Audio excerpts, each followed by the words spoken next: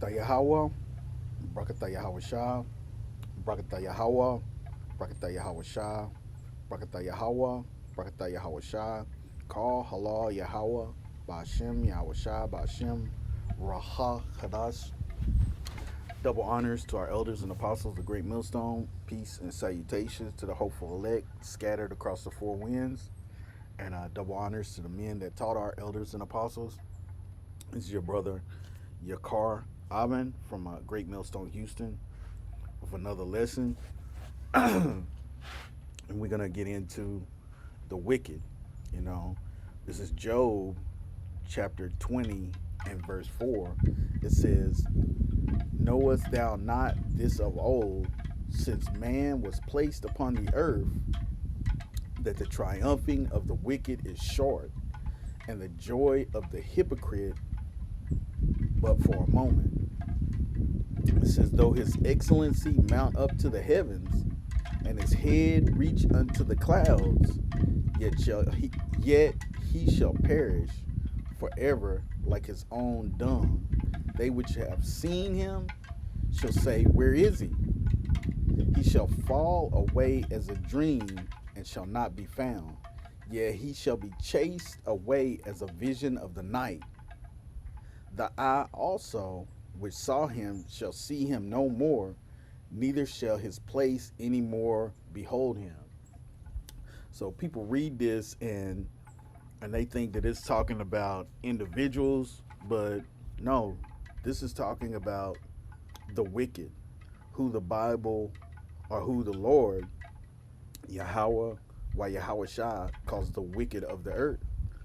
So this is talking about the Edomites, according to uh, Malachi chapter 1. You know, we're gonna get it, but it speaks of, it says the wicked. Salakia. Where did I miss it? Where'd it go? Job 20 con. It says the triumphing of the wicked, and the wicked are the Edomites.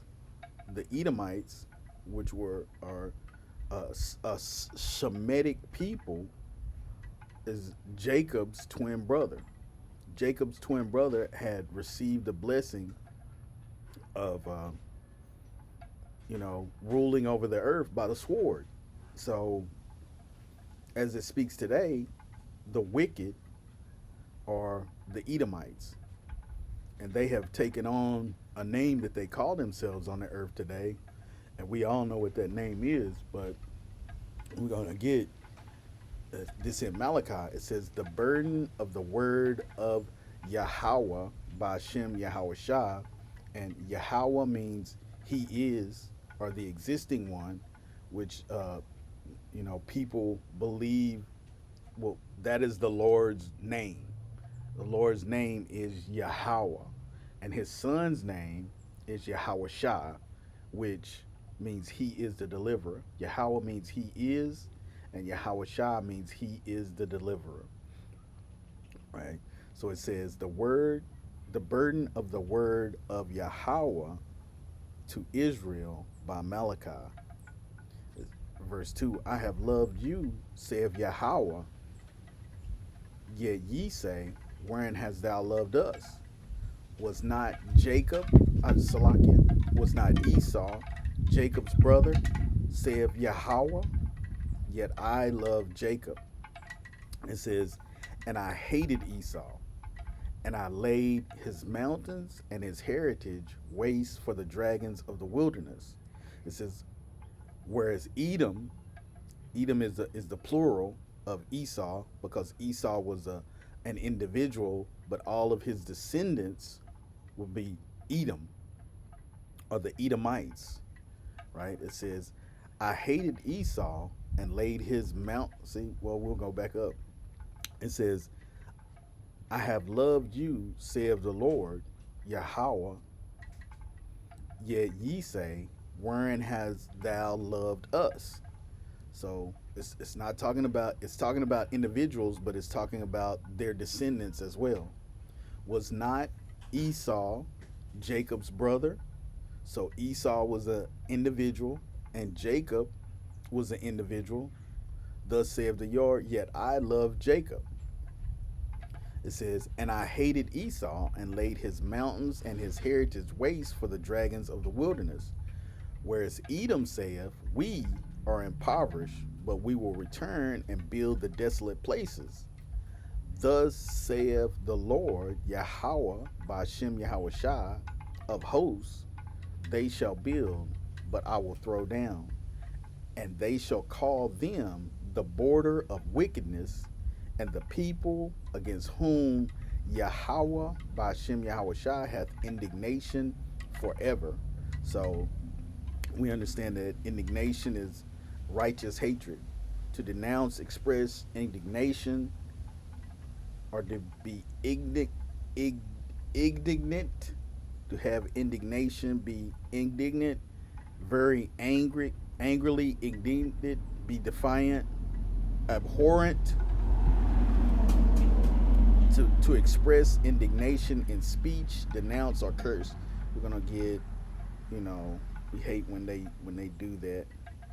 It's a bore. We're gonna get the definition, indignation, but we know that that's righteous anger, right? Righteous anger.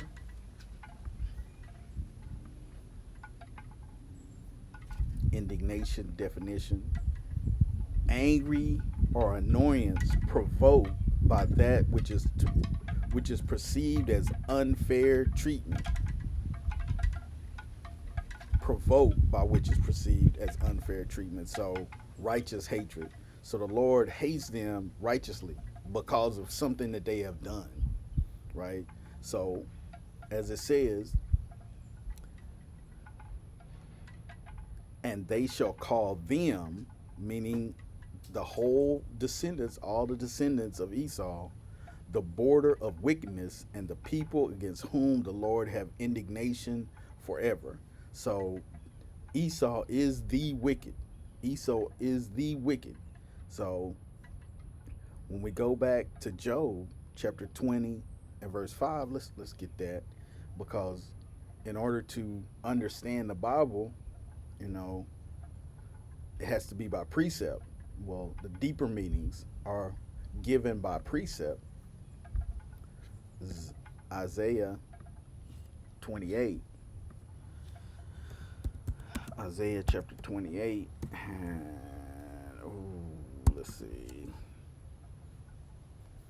It says,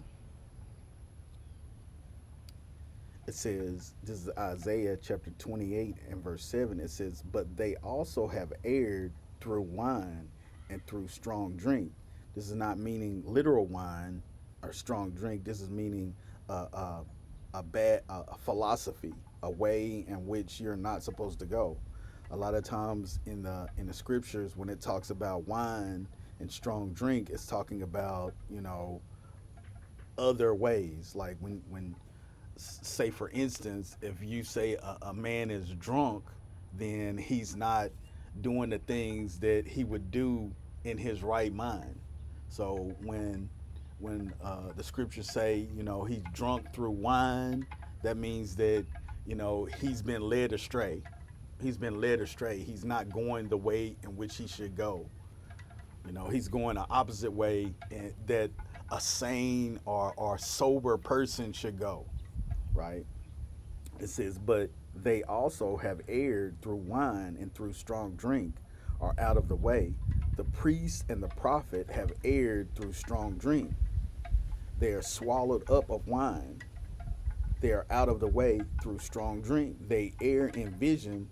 They stumble in judgment. For all tables are full of vomit and filthiness, so that there is no place clean. It says, whom shall he teach knowledge? Meaning, who shall the Heavenly Father and his Son teach knowledge? It says, and whom shall he make to understand doctrine? It says, them that are weaned from the milk and drawn from the breast. So, you know, those that already understand the easy things. They understand, well, we're not going to say easy things, but the basics, you know, the basics that the Jacob and Esau were twin brothers. One being the righteous and one being the wicked. These are things that are milk scriptures. It says, them that are weaned from the milk and drawn from the breast. It says, for precept must be upon precept, precept upon precept, line upon line, line upon line, here a little and there a little, for with stammering lips and another tongue will he speak to this people. So the Lord is going to speak to his people through precepts. One prophet will say one thing and another prophet will say something else, and they will line up together. Just like in Malachi, we understand that Esau, Edom are the wicked, the border of wickedness. And we understand that in Job, it's saying the triumphing of the wicked is short, because the wicked are the people that the Lord has given the earth into their hand. Oh, let's get that. 9 and 24. This is Job 9 and 24. It says, the earth is given into the hand of the wicked. So the Lord is the one that's in control, and he sets up whoever so that he will over the earth, because he's the one in control. It says, he covereth the faces of the judges thereof, if not, where and who is he? So the Lord has put the wicked in control of the earth. So as it's in, going back to Job 20 and 4, it says, knowest thou not this of old, since man was placed on earth, that the triumphing, the winning, ringing cry, shout of joy, the triumphing. It's H7445, Ra Na, Rana, Ranana, Ra Na, Ranana. But okay, it says ring, cry, shout for joy. Let's get triumphing. We'll get it in a, but it's triumphing basically is winning. Esau Edom is winning. He's in rulership of the earth, triumphing. It says to achieve a victory, be successful. So Esau Edom is triumphing as we stand. He says that he has the earth in his control. He believes that he is the great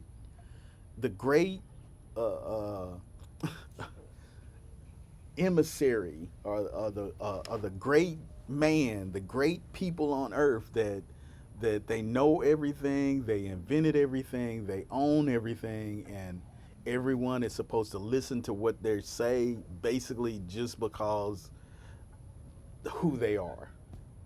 They go around and steal lands and call places after their own names. This is the wicked. So the Lord has given the earth into the hand of the wicked. But the thing is, it's only for a short minute. The triumphing of the wicked is short, for a small time, and right now they're in their kingdom. The earth is given into the hand of the wicked, but yet the Lord is going to take down their rulership and set up his own rulership. So, they're going to get paid back for everything that they have done. It says, the joy of the hypocrite, but for a moment. Okay, so let's look up hypocrite. Chanap. Chanap. So the hypocrite, soiled with sin, impious, hypocrite, godless, profane, hypocrite, irreligious. So we understand who that is, but I got it, impious. Yeah, I looked up that word impious definition. It says not showing respect or reverence, especially for a god or a deity. So Esau, he doesn't show respect to a deity because he believes that he is a deity, and we know this guy here, he, we'll get a few words for him to say, and then, it proves who these people are. In order to solve it, a couple of geeks in the laboratory can do it. Are they doing it? Yeah, they are investing billions in that. Not only them, but all over the world. Basically, there are three ways. You can use biological engineering to change the human body, to speed up natural selection. You can use cyborg engineering, which is combining organic with inorganic parts. And you can create completely inorganic life forms. It will be not only the greatest revolution in history, it will be the greatest revolution in biology ever. Will we still be human? Not in the sense that we understand humanity today. We are probably one of the last generations of Homo sapiens. In a century or two, either we will destroy ourselves, which I think is less likely. More likely, we'll upgrade ourselves into something which is more different from us than we are different from Neanderthals or from chimpanzees. So what's the danger? You say that we could end up merging with computers and we could almost become useless. Humans could be useless. Well, one danger is that, especially as artificial intelligence develops, and it develops at a tremendous pace, within our lifetime, billions of humans will be pushed out of the job market because AI, artificial intelligence, will be better in driving cars, diagnosing disease, even writing articles. And then, just as the Industrial Revolution in the 19th century created the urban working class, so in the 21st century will create the useless class. Billions of people who are not just unemployed, but unemployable. And this is a kind of political and social problem that we have never encountered before. So even scarier than the idea of, talk about the 1%, the superhumans and the rest of us useless people, is the idea that we will just become sort of data processors for the system, for the Internet of all things. How does that work? Well, the idea is that once you have enough biometric data about what's happening in your body, well, and we all wear those, or a lot of people all wear the those wearables apps that collect constantly loads of biometric data about your heartbeat, blood pressure. Well, this is getting into them collecting data, but they was talking about them becoming immortal, but this is because they're impious. They show no respect or reverence to Yahweh wa Yahweh Shah, right? But they are going to have to, pay for the things that they have done on the earth. They're going to have to pay for it. All of the things that they have done on the earth, they're going to have to pay for it. Let's get that in. This is Ecclesiastes chapter 3 at verse 15. It says, "That which have been is now, and that which is to be have already been. And the Most High require that which is past." It says, "And moreover, I saw under the sun the place of judgment, that wickedness was there, and the place of righteousness, that iniquity was there." So, these devils are going to have to pay. They're going to have to pay their judgment under the sun here on earth. They're going to have to pay their judgment here on the earth. And the Lord has already decreed what he's going to do to them. These devils have to perish. They're going to get it. They're going to get it. It says,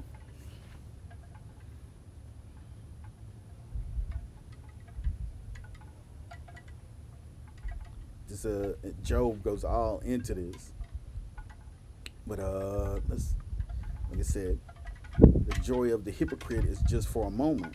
It says their excellency mount up to the heavens, and their heads reach to the clouds. So these Edomites believe that they are, that they are the top dog. Their heads are all in the clouds. They're, who, in order for you to fly, you have to speak English, their language, because they're over the heavens. That's what they think anyway. It says, "Yet he shall perish forever like his own dung. They which have seen him shall say, where is he?" So the Lord is going to put them down. It said, "Is this the man that did shake kingdoms?" Let's get that. Is this the man that shake kingdoms?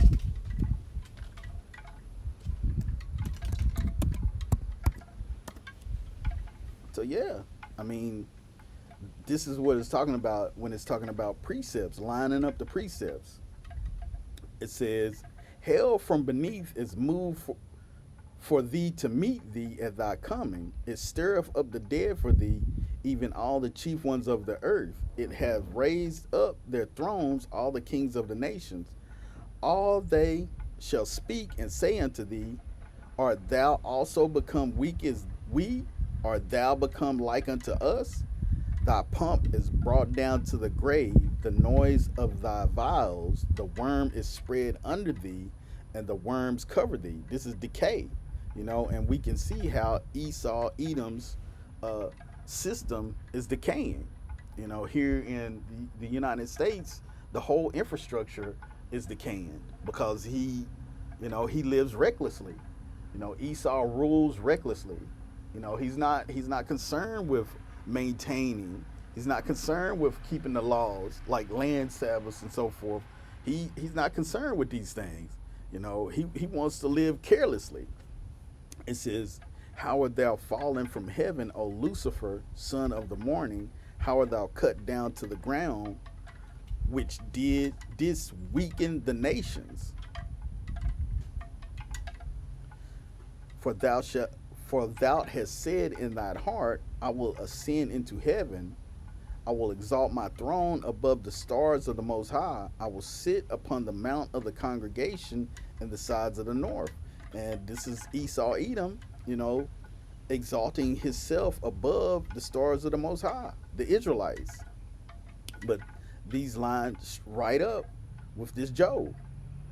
"Though his excellence mount up to the heavens, and his head reach into the clouds, yet he shall perish forever like his own dung.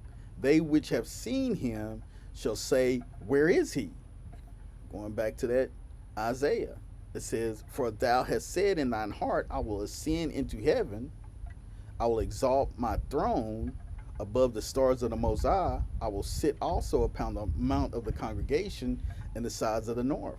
I will ascend above the heights of the cloud. I will be like the Most High. Yet thou shalt be brought down to hell, to the sides of the pit."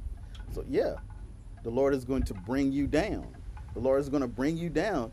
"And yet ye shall perish forever like your own dung. They which have seen him shall say, where is he?" We're going back. "Yet thou shalt be brought down to hell, to the sides of the pit.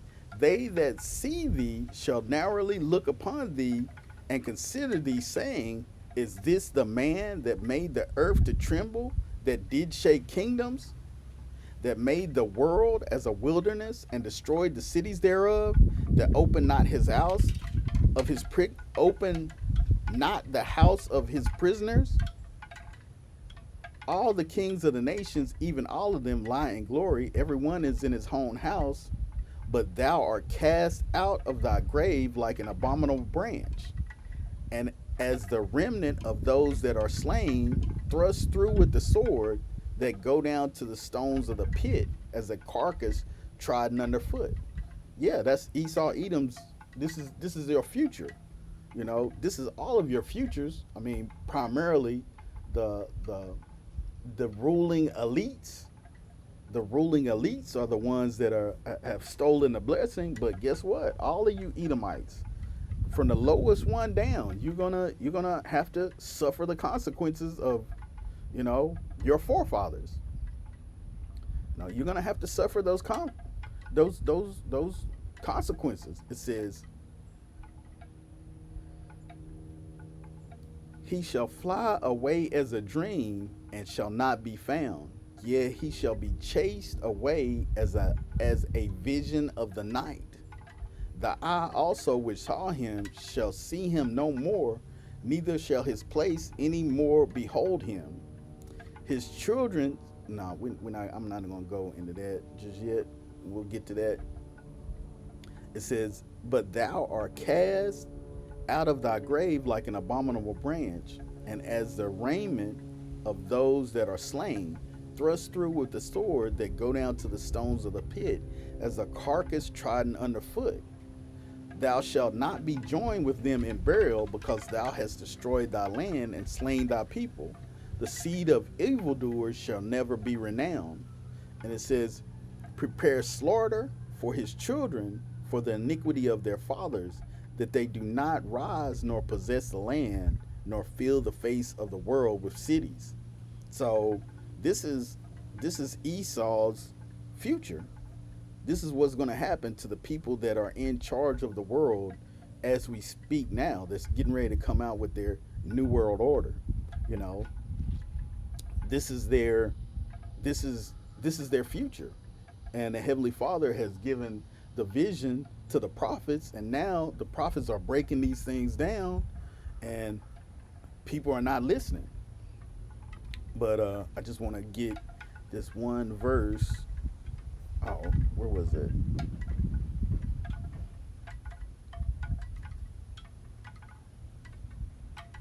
Come on, where is it?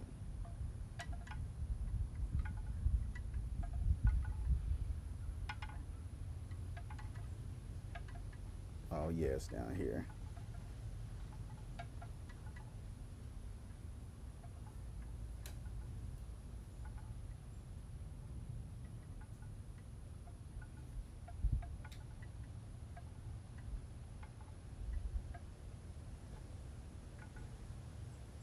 Man, oh, I had it pulled up, but I seem to have lost it somewhere. But it was but oh, Salakia. But yeah, you know that verse that I was looking for is in Job 20:21. Hold on.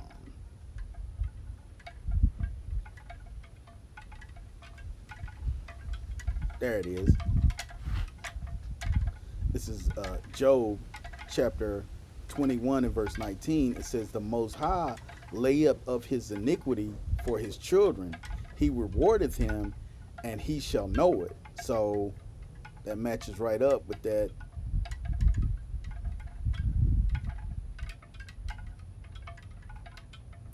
That matches up with that Isaiah. Prepare slaughter for his children for the iniquity of their fathers, that they do not rise nor possess the land, nor fill the face of the world with cities. So, yeah. The Most High layeth up his iniquity for his children. He rewardeth him, and he shall know it. So, the Edomites are going to know. You know, the Edomites are going to know because of all the things that they have done. The Lord required that which is past, and he's going to repay them. He's going to repay them in kind. This is Ezekiel chapter 35 and starting at verse 2. It says, Son of man, set thy face against Mount Seir and prophesy against it. And we understand who is talking about Mount Seir. These are the Edomites. Get it? This is Deuteronomy chapter 2 and verse 1. It says, Then we turned and took our journey into the wilderness by the way of the Red Sea, as Yahweh by Shem Yahushua spake unto me, and we compassed Mount Seir many days. And the Lord, Yahweh by Shem Yahushua, spake unto me, saying, Ye have compassed this mountain long enough, turn ye northward, and commanded thou the people, saying, yea, are to pass through the coast of your brethren, the children of Esau, which dwell in Seir, and they shall be afraid of you. Take ye good heed unto yourselves, therefore, Meddle not with them, for I will not give you of their land, no, not so much as a foot's breadth, because I have given Mount Seir unto Esau for a possession. So when the Lord is talking about Mount Seir, he's talking about the Edomites, you know. He's talking about the Edomites, the people above the place. So this is Ezekiel chapter 35 and verse 2. It says, Son of man, set thy face against Mount Seir, the Edomites, and prophesy against it, and say unto it, Thus saith the Lord power, behold, O Mount Seir, I am against thee, and I will stretch out my hand against thee, and I will make thee most desolate. And I will lay thy cities waste, and thou shalt be desolate, and thou shalt know that I am Yahweh by Shem Yahushua, because thou hast a because thou hast had a perpetual hatred, and hast shed the blood of the children of Israel by the force of the sword in the time of their calamity, in the time that their iniquity had an end. It says, Therefore, as I live, saith the Lord power, I will prepare thee unto blood, and blood shall pursue thee. Since thou hast not hated blood, even blood shall pursue thee. And what man on the face of the earth here in the Americas is a bloodthirsty individual? I mean, you know, I haven't had to say it not one time, but we know exactly who these people are. We know exactly who these people are. We know what they look like. You know, they're our enemies. They're our enemies, as according to the heavenly scriptures, according to Deuteronomy chapter 28. They're impious. You know, they show no respect to the heavenly Father, and they change the faces. They cover the faces of the judges. You know, we understand that the scriptures describe what the Israelites look like. We understand what the Heavenly Father's Son looks like. I mean, we'll get it real quick, but we'll get it real quick. It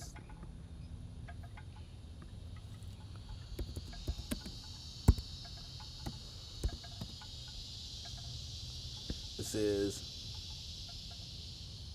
oh shoot, that's 13.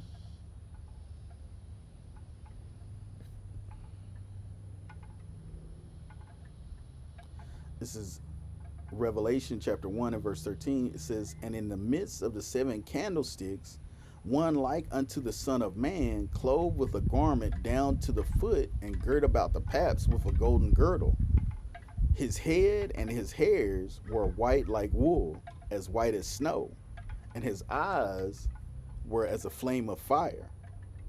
It says, And his feet like unto fine brass, as if they burn in a furnace, and his voice as the sound of many waters. Okay, so we understand that this is the image of the Son of Man. This is the image of Yahushua. But yet they covered the faces of the judges. According to Job 9 and 24, the earth is given into the hand of the wicked, because it's in their, it's in their power to do. So we understand who Esau Edom is. We understand who he is, and we understand that the Lord is going to repay him for all the things that he's done. It's since he is, look, it says, therefore, Ezekiel 35 and 6, therefore, as I live, saith the Lord power, I will prepare thee unto blood, and blood shall pursue thee. Since thou have not hated blood, even blood shall pursue thee. Thus will I make Mount Seir most desolate, and cut off from it him that passeth out, and him that remaineth. And I will fill his mountains with his slain men in thy hills, and in thy valleys, and in all thy rivers shall they fall that are slain with the sword. I will make thee perpetual desolations, and the city shall not return, and ye shall know that I am Yahweh by Shem Yahushua. I mean, we got it in all of those verses. The Lord said that he was going to, destroy his places, and he would not build cities. You know, it says, I mean, when you go back and look over those are all precepts going into Esau Edom in Isaiah chapter 14, Job chapter 20, Job chapter 21, Malachi chapter 1, you know, Ezekiel chapter 35, you know, Deuteronomy chapter 2, you know, it's all explaining of this people that the Lord is going to repay. You know, with that being said, I'd like to give all praises, honor, and glory to Yahweh, Ba'ashem, Yahweh Shai, Ba'ashem, Raha Kadash. Double honors to our elders and apostles, the great millstone. Peace and salutations to the hopeful elect scattered across the four winds. Hopefully this lesson is edifying to the hopeful elect. Shalom.